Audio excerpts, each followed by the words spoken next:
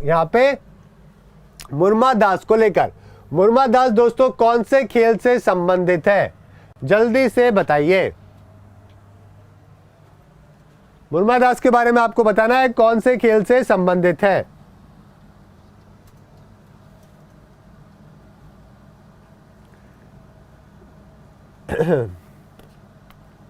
Exam कब होगा पहले बताओ, राकेश जी ने पूछा है। अरे भाई राकेश जी तैयारी पहले आप बताओ कि कितनी हुई है आपकी।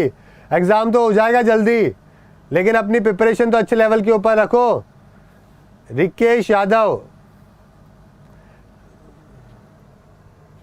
चलिए आंसर यहाँ पे क्या होगा दोस्तों, बिल्कुल सही है दोस्तों। मुर्मुदास की बात करें तो यहाँ पे काफी बच्चों ने गलत जवाब लगाए, वैसे बहुत सारे बच्चों ने गलत लगाए हैं, काफी बच्चों ने स्किप भी करे हैं, वो बहुत अच्छी बात है। टेबल टेनिस आपका यहाँ पे बिल्कुल सही जवाब है, टेबल टेनिस से संबंधित है मोहम्मदास।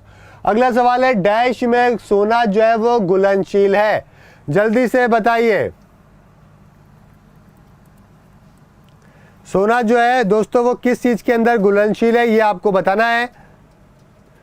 HCl hydrochloric acid plus nitric acid यानी कि HNO3, इन दोनों को क्या होता है, मिक्स होता है, मिक्सचर होता है, जो कि 3:1 रेशियो के अंदर या फिर 4:1 रेशियो के अंदर लिया जाता है। ठीक है, reddish orange, yellowish orange colour का होता है। किंग वाटर भी हम इसको कहते हैं। और ये क्या करता है, गोल्ड को, प्लैटिनम को, प्लैडियम को, सबको क्या कर देता है दोस्तों, डिसॉल्व कर देता है, जिसको हम क्या बोलते हैं, एक्वारेजिया। ठीक है, एक्वारेजिया है जिसको हम कहते हैं, समझ गए। HCl होता है इसके अंदर, HNO3 होता है इस रेशियो के अंदर, जो कि क्या करता है, डिसॉल्व करता है, चाहे गोल्ड हो, चाहे प्लैटिनम हो, चाहे प्लैटिनम हो, सबको क्या कर देता है, डिसॉल्व कर देता है। समझ गए मेरी बात, चलिए ध्यान रखिएगा। अगला सवाल, एशियाई खेलों में स्वर्ण जीतने वाली पहली भारतीय महिला बॉक्सर है, जो कि कौन सी है, जल्दी से बताइए।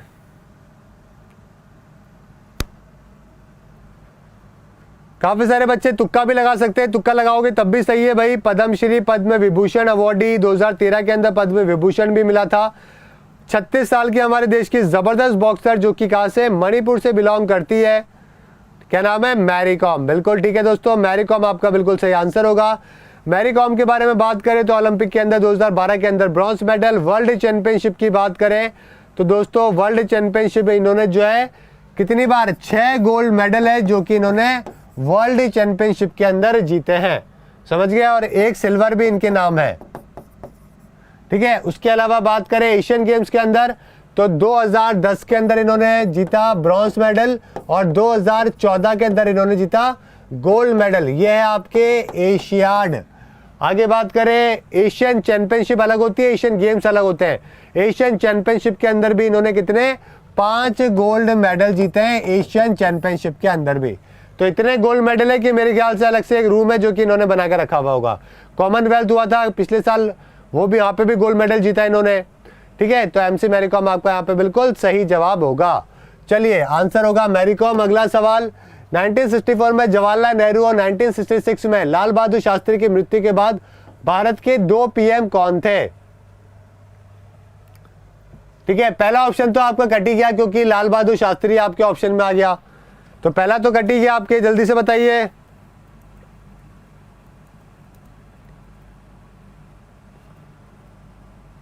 जल्दी से बताइए। देखो भारतीय प्रधानमंत्री की बात करें तो आपको सिंपल सी बात है, हमारे जो नेहरू जी थे 1947 से लेकर 1964 तक कौन थे, नेहरू जी हमारे देश के फर्स्ट PM थे। 64 में क्या हो जाता है दोस्तों, उनकी डेथ हो जाती है। उसके बाद में 13 दिनों के लिए जो है PM बनाया जाता है, किसको, गुलजारी लाल नंदा जी को। ठीक है, उसके बाद आते हैं अपने लाल बहादुर शास्त्री PM बनते हैं। लाल बहादुर शास्त्री की बात करें तो ये भी 1964 के अंदर बनते हैं और ये कितने साल रहते हैं दोस्तों, 1 साल। ठीक है, मतलब 1-1.5 साल तक ये है PM रहते हैं। उसके बाद में इनकी भी मृत्यु हो जाती है। फिर वापस से 13 दिनों के लिए प्रधानमंत्री किसको बनाया जाता है, गुलजारी लाल नंदा को। 2 बार प्रधानमंत्री बनाए गए 13-13 दिन के लिए। उसके बाद में फिर जो है वो कौन बने, इंदिरा गांधी बनी। और इंदिरा गांधी कब तक रही, 11 साल तक प्रधानमंत्री रही। इंदिरा गांधी 1966 से लेकर 66 से लेकर 1977 तक 11 साल तक ये क्या रही, प्रधानमंत्री रही। उसके बाद में मोरारजी देसाई बने 2 साल के लिए, फिर चरण सिंह बने आधे साल के लिए, फिर वापस से इंदिरा गांधी बनी 4 साल के लिए, फिर राजीव गांधी, फिर विश्वनाथ प्रताप सिंह, चंद्रशेखर, नरसिम्हा राव, फिर अटल बिहारी वाजपेयी, देवगौड़ा जी, इंद्र कुमार गुजराल, फिर अटल बिहारी वाजपेयी, मनमोहन जी और लास्ट में नरेंद्र मोदी जी। समझ गए। तो इस तरीके से जो है लॉन्गेस्ट टाइम तक रहने वाले प्रधानमंत्री कौन, जवाहरलाल नेहरू। ठीक है, ये बात भी आपको ध्यान रखना है। ओके, चलिए आगे बात करते हैं। नेक्स्ट चलते हैं, जो कि है अपने बारडोली सत्याग्रह का नेतृत्व किसने किया। सबसे कम टाइम तक रहने वाले गुलजारीलाल नंदा ही है। अटल बिहारी वाजपेयी भी एक बार 16 दिन के लिए बने थे 1996 के अंदर। सबसे कम टाइम तक के लिए भी गुलजारीलाल नंदा ही बने।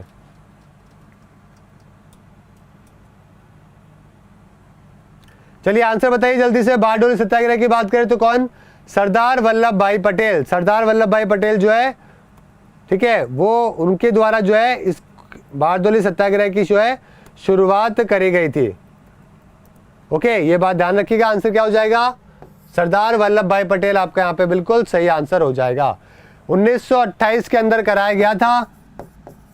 कहां पे, गुजरात के अंदर। ठीक है, सिविल डिसोबीडियंस और जो इंडियन इंडिपेंडेंस मूवमेंट था उसी का ही एक पार्ट था। वल्लभ भाई पटेल के द्वारा इसको जो है सक्सेसफुल किया गया था। ओके, हुआ क्या था, प्रॉब्लम क्या थी, बारडोली के अंदर फ्लड आ गया था, बहुत ज़्यादा अकाल पड़ गया था, क्रॉप का जो प्रोडक्शन है वो बिल्कुल ख़त्म हो गया था, फाइनेंशियली बड़ी प्रॉब्लम हो गई थी, और उसके अलावा 30% टैक्स है जो कि सरकार के द्वारा लगाया गया था, तो उसको कैंसिल कराने के लिए इसको किया गया था। समझ गए मेरी बात। ठीक है, चलिए आगे बात करें। नेक्स्ट चलते हैं दोस्तों अगले सवाल की तरफ। ग्लास में मुख्य कच्चा माल क्या होता है। ग्लास के अंदर क्या होता है भाई, जल्दी से बताइए। और वीडियो को शेयर कर दो ताकि और भी बच्चे देख सके और भी बच्चे अपनी नॉलेज को इंप्रूव कर सके। शेयर कर दो वीडियो को सभी बच्चे।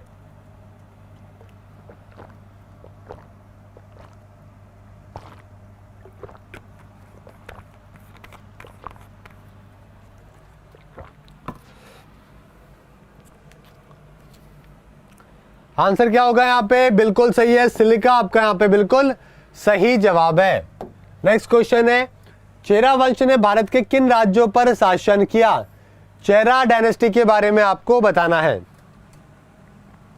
2017 के पेपर के अंदर ये सवाल है जो कि आपसे पूछा गया था।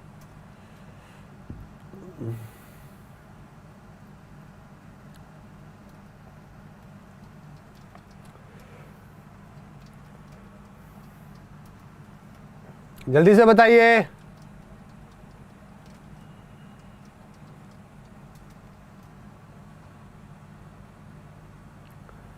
आंसर क्या होगा इसका, राजसिम्हा, रवि रामा, ये कुछ रूलर है जो कि इनके हुआ करते थे और ये केरला और तमिलनाडु वाले एरिया के अंदर रूल किया करते थे। ठीक है, चोलास थे, उरियार के, पांड्यास थे, मदुराई के, इनके साथ मिलकर जो है 3 बड़ी पावर है जो कि साउथ इंडिया की हुआ करती थी उस टाइम पे।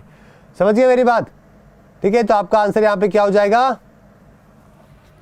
केरला और तमिलनाडु है जो कि आपका यहाँ पे बिल्कुल सही आंसर है जो कि हो जाएगा। ठीक है, ध्यान रखिएगा, पेपर पॉइंट ऑफ व्यू से महत्वपूर्ण है। ओके, चलिए आगे बात करते हैं। नेक्स्ट चलते हैं, विश्व कैंसर दिवस कब मनाया जाता है।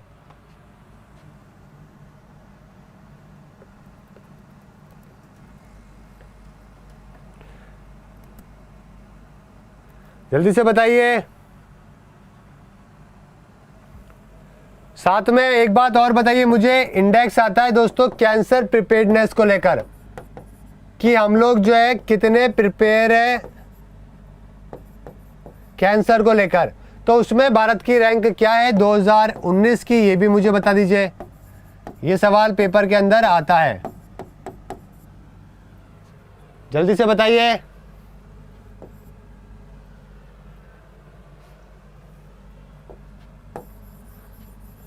जल्दी से बताइए आंसर क्या होगा।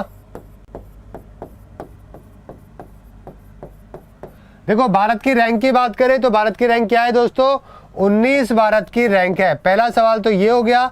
दूसरा हो गया 4 फरवरी, 4 फरवरी को विश्व कैंसर दिवस है जो कि मनाया जाता है। समझ गए, कई सारे बच्चों ने इसको डार्क समझ के इन दोनों में से आंसर लगा दिया होगा, लेकिन गलत है। ओके, इस तरीके से चीटिंग करने से काम नहीं चलेगा। समझ गए मेरी बात। चलो, इसके अलावा आपको इसकी थीम याद करने की जरूरत नहीं है, पेपर में कैंसर डे की थीम आपसे नहीं पूछेंगे। काली मिट्टी को डैश भी कहा जाता है, काली मिट्टी को क्या कहा जाता है?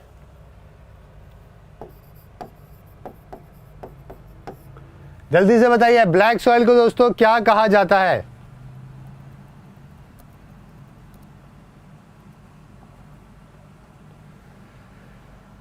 देश के अंदर 15% जो मिट्टी है वो काली मिट्टी है, जो कि वॉल्केनिक रॉक लावा की वजह से बनती है।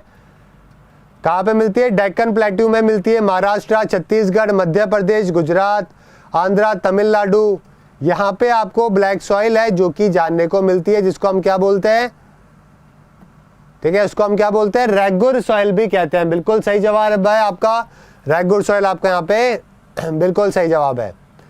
ठीक है, एरिया मैंने आपको बता ही दिया है। सेंट्रल इंडिया जो है मध्य प्रदेश, कर्नाटक, तेलंगाना, छत्तीसगढ़, ये वाला जो एरिया है ना, यहाँ पे आपको क्या मिलेगी? ये रेगुर सॉइल है जो कि आपको जानने को, ब्लैक सॉइल है जो कि आपको मिलती है। समझ गए, ध्यान रखिएगा, पेपर के लिए महत्वपूर्ण है। चलिए भाई, अगला सवाल देखते हैं। काफी सिंपल सवाल था ये तो। राज तरंगिणी दोस्तों किस राज्य से संबंधित है? राज तरंगिणी, हम लोग इसके अंदर क्या कर रहे हैं? देखो, हिस्ट्री भी कवर हो रही है हमारी, ज्योग्राफी भी कवर हो रही है, पॉलिटी भी कवर हो रही है, इको भी कवर हो रही है, सारे सब्जेक्ट जो है हम लोग कवर कर रहे हैं। तो ये बहुत अच्छी बात है, इससे आपको काफी नॉलेज मिलेगी।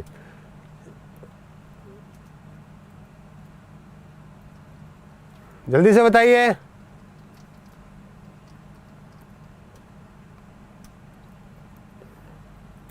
राज तरंगिणी के बारे में बताना है।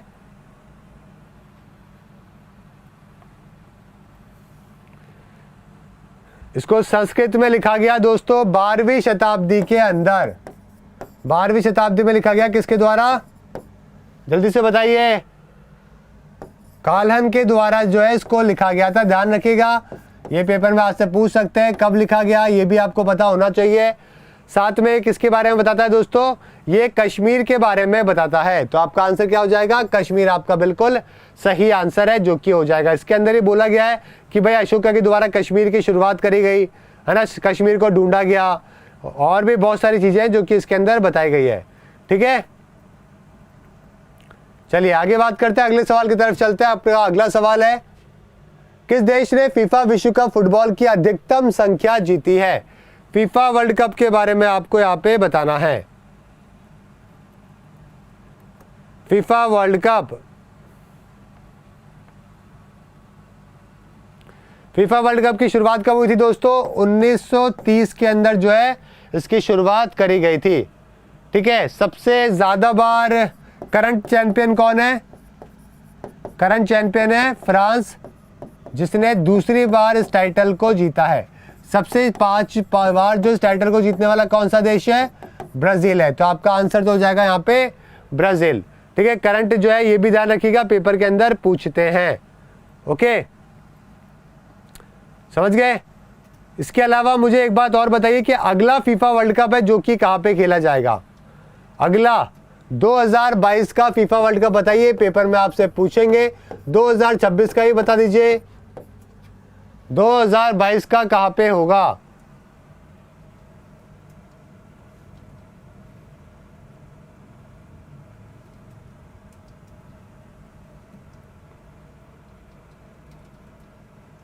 जल्दी से बताइए।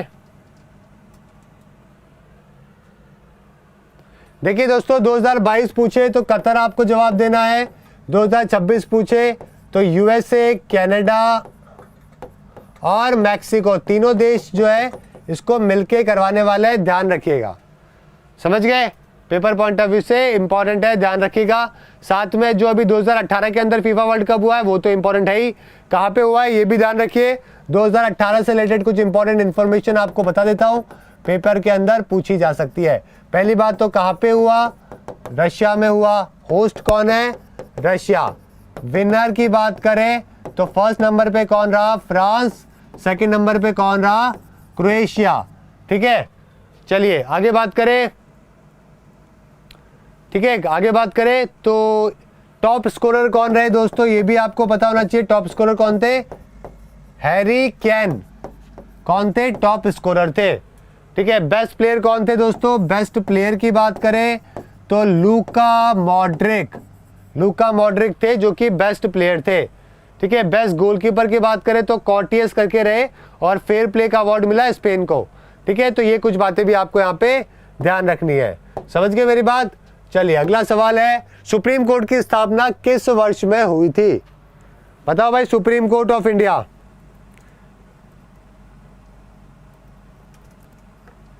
एक बात ध्यान रखिएगा, अभी हमारे सुप्रीम कोर्ट में जो जज है वो पहले 30+1 हुआ करते थे। 1 का मतलब क्या है? Chief justice of India. अभी कितने? 33+1 हो चुके हैं, यानी कि सुप्रीम कोर्ट में जज 34 है जो कि हो चुके हैं। समझ गए? ये बात भी ध्यान रखिएगा, पेपर के लिए महत्वपूर्ण है।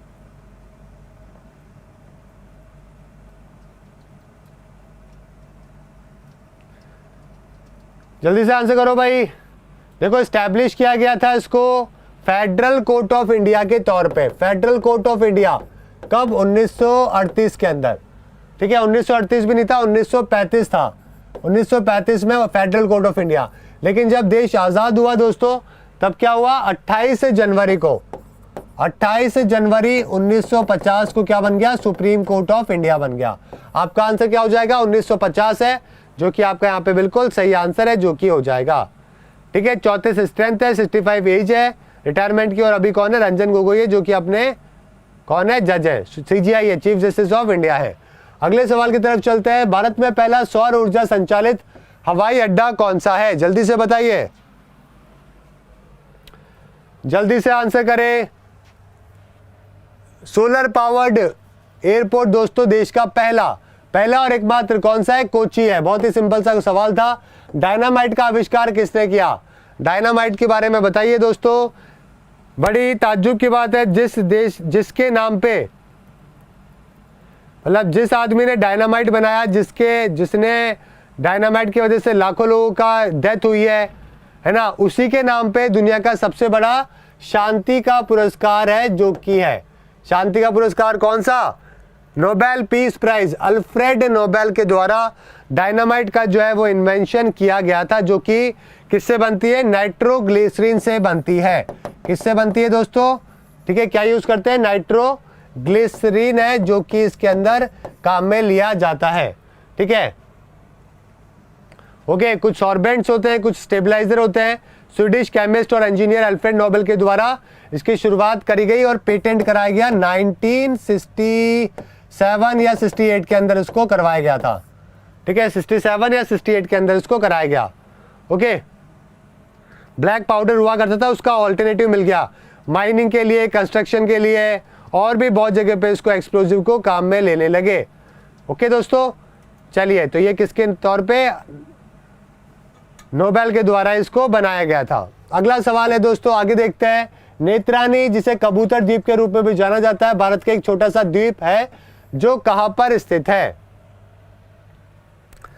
नेत्रानी द्वीप के बारे में बात करें तो बहुत कम बच्चों को पता होगा। पिजन आइलैंड के बारे में कहां पर? कर्नाटका के पास में है दोस्तों। अरेबियन सी आपका यहाँ पे बिल्कुल सही जवाब हो जाएगा। ये देखिए कर्नाटका, और ये देखिए लोकेशन जिसकी मैं बात कर रहा हूं, किसकी? पिजन आइलैंड के बारे में। पिजन आइलैंड हम इसको कहते हैं। समझ गए? चलिए अगला सवाल। स्ट्रेट ड्राइव दोस्तों पुस्तक के लेखक कौन है? जल्दी से बताइए। स्ट्रेट ड्राइव,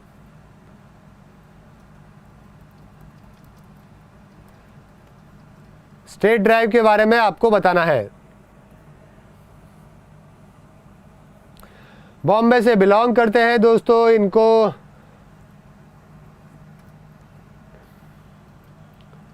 काफी सारे अवार्ड्स भी मिले हैं, काफी जबरदस्त प्लेयर रहे हैं। क्या नाम है इनका?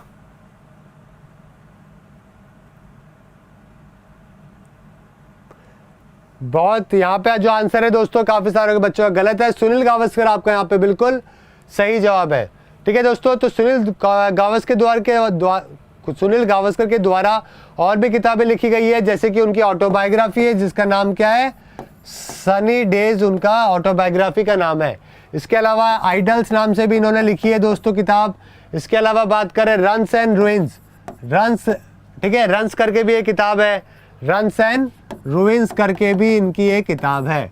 ओके, इसके अलावा वन डे वॉन्डर्स करके भी एक किताब है, वन डे वॉन्डर्स, और साथ में यहाँ पे स्ट्रेट ड्राइव भी आपको यहाँ पे ध्यान रखनी है।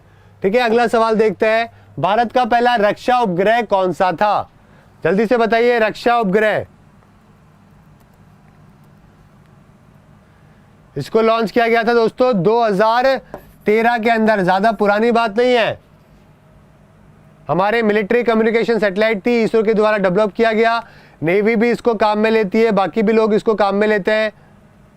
ओके, 1999 की जब हमारी वॉर हुई थी कारगिल, जब हमारे को काफी समस्या हुई थी, बाकी देशों ने मना कर दिया था सैटेलाइट से मदद देने को, उसके बाद में भारत का हुआ दिमाग खराब, भारत ने खुद की कम्युनिकेशन सैटेलाइट, मिलिट्री सैटेलाइट है जो कि लॉन्च करी। ओके, एरिन 5 रॉकेट से इसको लॉन्च किया गया था। आंसर क्या होगा, GSAT-7 आपका यहाँ पे बिल्कुल सही जवाब होगा। ध्यान रखिएगा, मनुष्य में रक्त की मात्रा कितनी होती है? बताइए भाई, ब्लड की मात्रा जो है वो कितनी होती है?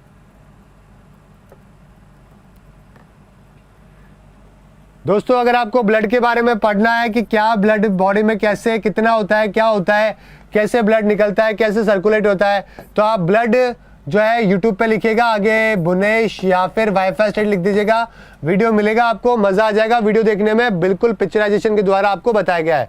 रेड ब्लड सेल कैसे होते हैं, व्हाइट ब्लड सेल, प्लेटलेट्स होती है, प्लाज्मा होता है, ऑक्सीजन को कैरी करता है, सारी बातें बताई है। और कितने दोस्तों, 5 से 6 लीटर है जो कि आपकी बॉडी के अंदर होता है। समझ गए? नोबेल पुरस्कार का संग्रहालय कहां पर है ये आपको बताना है। नोबेल पुरस्कार की बात करें दोस्तों, आपको ध्यान रखना है, नॉर्वे के अंदर जो है नोबेल का पीस प्राइज मिलता है, बाकी सारे के सारे जो अवार्ड है, बाकी जो है ना, लिटरेचर हो गया, मेडिसिन हो गया, फिजिक्स, केमिस्ट्री, ये सारे कहाँ पे, स्टॉकहोल्म यानी कि स्वीडन में दिए जाते हैं। और म्यूजियम भी कहाँ पे, स्वीडन के अंदर ही बना रखा है। किस महल को अरब सागर की रानी के रूप में जाना जाता है? क्वीन ऑफ अरेबियन सी दोस्तों किसको जाना जाता है ये आपको बताना है। महल नहीं होगा, प्लेस होगा, जगह होगा, जगह, जगह, कौन सी प्लेस को? तो दोस्तों कोची को हम क्या बोलते हैं, क्वीन ऑफ द अरेबियन सी है जो कि हम कहते हैं। तो ये था आज का आपका